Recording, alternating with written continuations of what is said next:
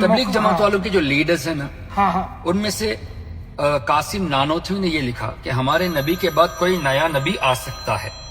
Can you believe this? No, we are not at all. But they have written in there. 101% cannot be. They have written in there. If they have written it, I have it is shirk and something which they have It's gone- kufr. Kufr. I have the screenshot with me. Yeah. I have the book also with me. Tomorrow I'm getting the book also. I can show you. Inshallah. Yeah. ہمارے نبی کے بعد کوئی نیا نبی آئے تو ہمارے نبی ہی لاسٹ نبی رہیں گے، نیا نبی آ سکتا ہے. ایک بات یہ لکھی. دوسری بات قاسم نانوتوی نے یہ لکھی کہ نبی امتی سے اگر ممتاز ہوتے ہیں، سپیریئر ہوتے تو صرف علم میں سپیریئر ہوتے ہیں، اونلی ان نالج. عمل میں کبھی کبھی امتی نبی کے برابر ہوتا ہے، کبھی کبھی نبی سے بڑھ جاتا ہے. Can you accept this? No, not it's all published. we cannot accept. Rashid Ahmed Gangohi نے یہ لکھا کہ اللہ جھوٹ بول سکتا ہے، رب کو نہیں چھوڑے. رشید احمد گنگوئی نے لیڈر آف تبلیغ جماعت. اور رشید احمد گنگوئی نے یہ بھی لکھا ہے کہ غوث اعظم کی نیاز کرنا یہ حرام ہے، امام حسین کی نیاز کرنا حرام ہے، لیکن ہولی اور دیوالی کا کھانا کھانا جائز ہے، اسی کتاب میں. اچھا، اسی طرح خلیل احمد امبیچوی نے لکھا کہ اگر آپ نبی کو اپنا بڑا بھائی کہہ کے نہیں پکارتے تو آپ قرآن کے خلاف جاتے ہو اور حدیث کے بھی خلاف جاتے ہو. جو نبی کو اپنا بھائی کہہ کے پکارے وہی قرآن اور حدیث پہ عمل کرنے والا ہے. Can you accept this? No. اچھا، اس نے یہ بھی لکھا کہ نبی کریم صلی اللہ علیہ وسلم کے علم سے زیادہ شیطان اور ملک الموت کا علم ہے. نبی کا علم آپ قرآن سے ثابت کرنے جاؤ گے تو آپ مشرک ہو جاؤ گے، کافر ہو جاؤ گے. لیکن شیطان کا علم قرآن سے ثابت ہے، نبی کا علم ثابت نہیں ہے. اب نبی کا علم ثابت کرو گے تو آپ خود کافر ہو جاؤ گے. Can you accept all this? No. Now these people are the 101% leaders not. of Tabligh Jamaat. Yes. Now our argument is آپ ان سے جیسے اشرف علی تھانوی، اس نے یہ لکھا کہ نبی کریم صلی اللہ علیہ وسلم کے علم غیب پر مان لیتے ہیں کہ علم غیب ان کو ہے، تو کون سی اسپیشلٹی ہے؟ تھوڑا علم اللہ نے دیا ہے، اس کا یہ کہنا بعض علم، پارٹ آف علم اللہ نے دیا ہے. تو جب پارٹ آف علم اللہ نے دیا ہے تو پارٹ آف علم تو جانوروں کو بھی ہے، پاگل کو بھی ہے، بچے کو بھی ہے. Can you compare like this? No, you cannot. That نبی is کا علم اگر uncomparable. if Nabi's ilm is part in the sight of Allah, Yes, sir. then part ilm is given to a child as well. Yes. It has been given to an animal, an insane person as well. کیا ایسے comparison کر سکتے ہیں؟ نہیں، بالکل. تو ہمارا یہی آرگیومنٹ ہے کہ تبلیغ جماعت والے اگر ان لیڈروں کو چھوڑ دیتے ہیں تو ہمیں ان کے پیچھے نماز پڑھنے میں کوئی پرابلم نہیں، ہم بھی ان کا ساتھ دیں گے. اب کرتے کیا ہے کہ یہ کہتے کہ بھائی ہم یونائٹ ہونا چاہتے ہیں، لیکن کتابیں انہی کی پڑھتے ہیں جس میں یہ بکواس لکھی ہوئی. اچھا، اب یہ کہیں گے کہ بھائی ہم اشرف علی تھانوی کی کتابیں نہیں پڑھتے یا رشید احمد گنگوئی کی نہیں پڑھتے، یہ بھی جھوٹ ہے. اس لیے کہ قرآن کا ترجمہ ان کے پاس اشرف علی تھانوی کا ہے، اور اشرف علی تھانوی نے نبی کے بارے میں اس میں یہ لکھا ہوا وجدک ضالا فہدی میں کہ نبی جو ہے نا گمراہ تھے، اللہ نے ان کو ہدایت دی. تو نبی اگر گمراہ، اللہ جن کو نبی بناتا ہے ان کو سب کچھ دے کر بناتا ہے، بالکل سب عطا فرماتا ہے. 101. جس کو اللہ نے الیکشن تو نہیں ہے نا نبی، نہیں سلیکٹ selected ہے. تو اللہ کی سلیکشن میں آپ کہتے ہو کہ وہ گمراہ تھے تو اللہ کی سلیکشن پہ بلیم کرتے ہو نا. اچھا، اب مولوی الیاس کے بارے میں یہ کہیں گے کہ وہ بھائی ہم جو ہے نا ان لوگوں کو چھوڑ دو، ہمارے لیڈر مولوی الیاس ہے، وہی تبلیغ جماعت کے بانی ہیں. تو مولوی الیاس نے یہ کہا کہ تبلیغ جماعت کا کام شروع میں نے کیا ہے، طریقہ میرا ہوگا لیکن تعلیم ہوگی اشرف علی تھانوی کی. تو اندر سے ان کا یہ بلیف ہے نا، لیکن عوام کے سامنے ارے ہم تو متحد ہونا چاہتے ہیں، ہم جھگڑے میں نہیں پڑتے تو ان اکابرین کی کتابوں کو بند کرو جنہوں نے ایسی گستاخیاں لکھی. اچھا، مولوی الیاس جو تبلیغ جماعت کا فاؤنڈر ہے، اس نے اس کی ملفوظات that is his statements are recorded by Manzoor Nomani اور سم ون. اس میں ملفوظات الیاس میں ایک اسٹیٹمنٹ لکھا ہے کہ مولوی الیاس نے کہا کہ آج کل مجھے نیند میں انسپریشن زیادہ آتے ہیں، الہام زیادہ آتے ہیں، اس لیے مریدوں سے کہا کہ آپ کوشش یہ کرو کہ مجھے نیند زیادہ آئے. پھر یہ بھی کہا کہ خشکی کا زمانہ آ گیا، ڈراٹ آ گیا، تو میری نیند میں کمی ہو گئی، تو میں نے ڈاکٹر سے اور حکیم سے مشورہ، یہ سب لکھا ہوا ہے، میں نے ڈاکٹر سے اور حکیم سے مشورہ لے کے سر پہ مالش کی، تو مالش کرنے کے بعد میری نیند میں برکت ہو گئی، نیند زیادہ ہونے لگی. اب اس نیند میں مجھے قرآن کریم کی آیت کنتم خیر امہ ہے نا، you are the best among the nations, اس آیت کی تفسیر یہ بتائے گئی کہ الیاس تم اس قوم کے لیے ایک نبی کے جیسے بھیجے گئے ہو. اب جو تبلیغ والے اپنے لیڈر کو نبی جیسا کہے، اور الیاس کی ماں نے یہ کہا اور دوسروں نے بھی کہا کہ مولوی الیاس اتنا نیک آدمی کہ یہ صحابہ میں رہنے کے قابل تھا، اس کو صحابہ کی جماعت سے الگ کر کے بعد میں کام کرنے کے لیے بھیجا گیا. اب یہ تبلیغ والے ان کو اتنا پریس کرتے ہیں، ان کو نبی کی حیثیت دیتے ہیں، رشید احمد گنگوہی کو قطب زمانہ کہتے ہیں، غوث اعظم کہتے ہیں، قاسم نانوتوی کو نبی کہتے ہیں، یعنی نبی کی طرح، وہ بند بولی میں. تو ایسی سب یہ باتیں کرتے ہیں اور یہ کہتے ہیں کہ بھائی ہمیں ان سے تعلق نہیں، پھر بھی ان کی کتابوں کو آج بھی چھاپتے ہیں دارالعلوم دیوبند سے. جب آپ کا ان سے تعلق نہیں تو ان کی کتابیں چھاپتے ہی کیوں آپ؟ بالکل. اچھا پھر ہم جب بات کرتے تو کہتے کہ نہیں بھائی انہوں نے جو لکھا تھا ان کا ارادہ ایسا نہیں تھا. تو اس کا مطلب ان کا ارادہ ایسا نہیں تھا، مطلب you believe that they did wrong.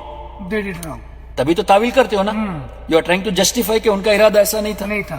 جب ارادہ ایسا نہیں تھا اس کا مطلب تم جسٹیفائی کرتے ہو، اس کا مطلب تم مانتے ہو کہ انہوں نے غلط لکھا. تو جب مانتے ہو غلط لکھا تو چھاپتے کیوں ان کی کتابوں کو؟ چھوڑ دو. اب یہ کہیں گے کہ نہیں ان کی اچھی باتیں ہم لیتے، اچھی باتیں لینی ہے تو اچھی باتیں لینے کے لیے پوری کتاب کو چھاپتے ہو جس میں غلط باتیں بھی تو ہے نا. تو آپ اس کی اچھی بات کو اب دوسروں کو سناؤ گے تو آدمی کنونس ہونے کے بعد اس کی دوسری کتابیں ڈھونڈ کر جائے گا تو اس میں وہ غلط باتیں بھی تو مل جائے گی. اسی لیے تو حدیث میں منع کیا گیا کہ بد مذہب لوگوں سے خود کو بھی دور رکھو، ان کو اپنے سے دور رکھو. اس لیے کہ اچھا ان سے سلام کرنے کو منع کیا گیا، ان کے ساتھ کھانا کھانے سے منع کیا گیا، ان کے ساتھ شادی کرنے سے منع کیا گیا، اور ان کی نماز جنازہ پڑھنے سے منع کیا گیا، اور ان کے پیچھے نماز پڑھنے سے منع کیا. ہم نے نہیں کیا، ہمارے آقا صلی اللہ علیہ وسلم نے منع فرمایا. اچھا اب لوگ کہتے کہ قرآن کہتا ہے کہ متحد ہو جاؤ، تو ہمارے نبی کیوں ڈسیونائٹ کرے لوگوں کو؟ تو کیا ہمارے نبی قرآن پہ عمل نہیں کیے؟ ہاں تو اس کا مطلب کیا ہے؟ یونٹی ان کے ساتھ ہے جن کا بلیف ایک ہو. جیسے امام شافعی، حنفی، مالکی، حنبلی بلیف میں سب ایک ہے. یہ یونٹی ہے. آپ شافعی سے جھگڑو مت، مالکی حنبلی سے جھگڑو مت، بلیف میں سب ایک ہے. ان کے پیچھے پڑھ سکتے ہیں، وہ کوئی پرابلم نہیں، وہ الگ چیز ہے. لیکن یہاں عقیدے کا مسئلہ ہے، مسئلہ. تو اس پر ہمیں بہت توجہ دینی ہے. اچھا تو ہمارا یہی آرگیومنٹ ہے کہ تم کہتے ہو کہ انہوں نے غلط لکھا، ان کا ارادہ یہ نہیں تھا، تو ان کی کتابیں چھاپو ہی مت، بات ختم کرو. چلو ہم سب یونائٹ ہونے کے لیے امام غزالی کی کتابیں پڑھو، ہم بھی پڑھتے ہیں، تم بھی پڑھو، ہم تمہارا ساتھ دیتے ہیں. بالکل. لیکن یہ ایسا نہیں کریں گے. یہ تبلیغی نصاب ہی پڑھیں گے، یہ فضائل اعمال ہی پڑھیں گے، مولانا زکریا کی لکھی ہوئی اور مولوی الیاس کی لکھی ہوئی کتابیں ہی پڑھیں گے، اور قرآن کا ترجمہ اشرف علی تھانوی ہی کا دیں گے. اور فتویٰ پوچھیں گے تو فتاوی رشیدیہ سے دیں گے جس میں میلاد حرام لکھا ہے، امام حسین کی نیاز حرام لکھا ہے، اور دیوالی کو جائز لکھا ہے. اچھا صرف دیوالی جائز نہیں لکھا، کوے کا گوشت کھانا ثواب بھی لکھا ہے. کتاب ہے، میں تو آپ کو کل مجھ سے ملنا، میں دکھاتا ہوں کتابیں آپ کو، اور میرے پاس فون میں بھی ہے. یہ سب باتیں میرے بھائی، یہی وجہ ہے کہ ہم لوگ ان کے پیچھے نماز نہیں پڑھتے، اور وہ بھی اس لیے نہیں پڑھتے کہ ہمارے آقا نے فرمایا ایسوں سے دور رہو. اچھا دو باتیں کہ ایک تو ہے کہ ان کو اپنے سے دور رکھو، اپنے کو ان سے دور رکھو، یعنی قریب آنے بھی مت دو، تم قریب بھی مت جاؤ. جب ہمارے نبی نے کہا کہ دور رہو، ہم ان کے پیچھے نماز پڑھ لیں. اچھا پھر دوسری بات یہ ہے کہ ہم سنی مسلمان ان کے پیچھے نماز کیوں نہیں پڑھتے کہ جیسے نبی کی تعظیم کرنی چاہیے ویسے وہ نہیں کرتے. یہی وجہ ہے نا. ان کی کتابوں میں ہمارے آقا کے بارے میں لکھا ہے نا کہ نبی تو خالی علم میں ممتاز ہوتے ہیں، عمل میں تو امتی بڑھ سکتا ہے نبی سے. نبی کا علم جو ہے نا پاگل جیسا، بچوں جیسا ہے. نبی کے علم کو ثابت کرو گے تو کافر ہو جائے گا. شیطان کا علم زیادہ، تو نبی کی جیسی تعظیم کرنی چاہیے ویسے نہیں کرتے نا. تو جس نبی نے ہمیں نماز دی، جن کے ذریعے نماز اللہ نے دی، انہی کی تعظیم ان کے دل میں نہیں ہے تو ان کو امام ہم کیوں بنائے؟ اگر آپ کو کوئی سنی امام نہ ملے، آپ اس وجہ سے نماز اکیلے پڑھیں گے، ان کے پیچھے نہیں پڑھیں گے، تو جماعت کا 27 ثواب ہے نا. اللہ چاہے گا تو انشاءاللہ 27 لاکھ درجہ ثواب دے گا. کیوں کہ جس نبی کے صدقے میں نماز ملی، اسی نبی کی تعظیم کے لیے آپ ان کے پیچھے نماز نہیں پڑھتے.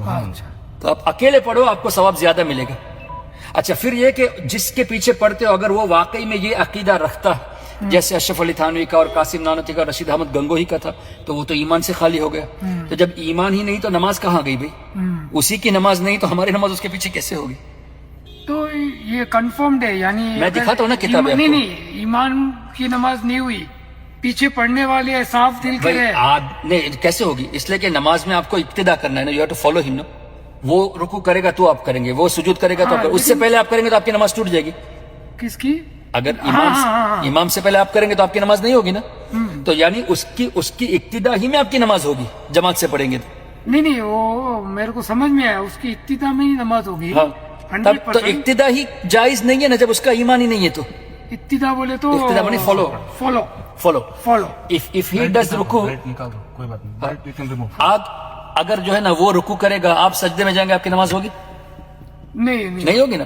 تو جیسے وہ کرتا ہے ویسے آپ کو کرنا پڑے گا نا, ہاں وہ رکو تبھی میں- نماز ہوگی. رکو میں- اب اس کے دل میں نبی کی تعظیم ہی نہیں, اس کے بلیف ایسے ہے جو ان کے لیڈرز کے بلیف تھے, یعنی کفریہ بلیف ہے, تو اس کا تو ایمان ہی نہیں نا, اگرچہ داڑھی ہو اگرچہ ٹوپی ہو, نہیں اس سے تو ایمان ثابت نہیں ہے نا. کر تو جب ایمان ہی نہیں ہے, then how can we accept him as our leader?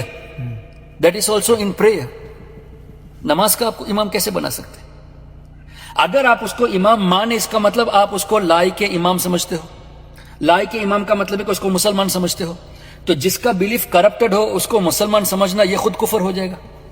اب ایک آدمی کا ایمان ہی نہیں ہے, اس کو آپ ایمان والا مانو گے تو کافر کو مسلمان ماننا بھی تو کفر ہے نا.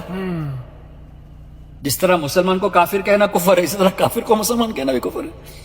تو جس کے بلیف ایسے جو انہی کو فالو, آپ ان سے کسی بھی تبلیغ جماعت والوں سے جا کے پوچھ لیجیے کہ بھائی مولانا اشرف علی تھانوی کے بارے میں کیا خیال ہے, ارے وہ تو بہت بڑے بزرگ تھے رحمت اللہ علیہ کہے گا. رشید احمد کا ارے بہت بڑے, قاسم احمد ارے بہت بڑے غوث اعظم تھے, یہ سب باتیں کریں گے. تو اس کا مطلب یہ ہے کہ یہ ان کو بزرگ مانتے ہیں, تو ایسے لوگوں کو بزرگ ماننے والے کے پیچھے نماز کا تو سوال ہی نہیں ہے. ہاں کچھ لوگ انجانے میں ان کو مانتے ہیں.